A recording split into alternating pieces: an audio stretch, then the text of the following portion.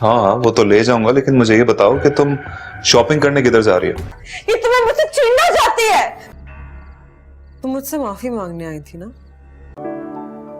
ये समझने की कोशिश कर रहा हूँ कि तुम खुश हो या ना खुश हो। हाँ नाज़रीन, ड्रामा सीरियल रसान फरामोश की नेक्स्ट एपिसोड में आप देखेंगे कि नवाल कहेगी फलक से कि मैंने हमजा से रिश्ता ख़त्म कर दिया है, इसीलिए मैं चाहती हूँ कि अब तुम भी हमजा के साथ मुझे बिल्कुल भी नज़र ना आओ। जिस पर कहेगी फलक कि तुमने हमजा के साथ रिश्ता ख़त्म किया है, लेकिन मैंने अपना ताल्लुक नहीं ख़त्म किया है हमजा के साथ। जिस पर कहेगी नवाल कि जो ताल्लुक मेरी वजह से था तो वो ख़त्म हो जाना चाहिए, तुम मेरी बहन और तुम्हें मेरा साथ देना होगा। जिस पर फलक कहेगी तुमने मेरा साथ दिया था, तुम भी तो कबीर के साथ बिजनेस कर रही थी ना अपनी मर्जी से। जिस पर कहेगी नवाल वो बिजनेस था लेकिन तुम्हें इस्तेमाल कर रहा है हमजा। जिस पर कहेगी फलक ये तुम्हारी भूल है कि वो मुझे इस्तेमाल कर रहा है।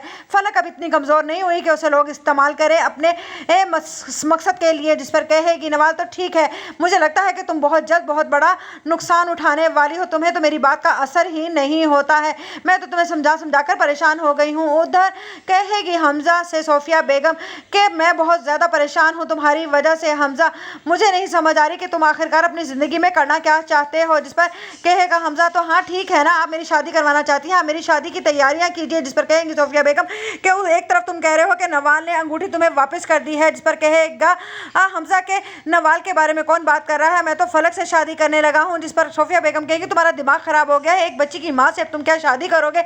जिस पर कहेगा हमजा हाँ तो एक बेटी की माँ ही है ना, आपने उसे देखा है वो कितनी वेल ड्रेस और कितनी अच्छी लगती है, बस मुझे फलक ही से शादी करनी है।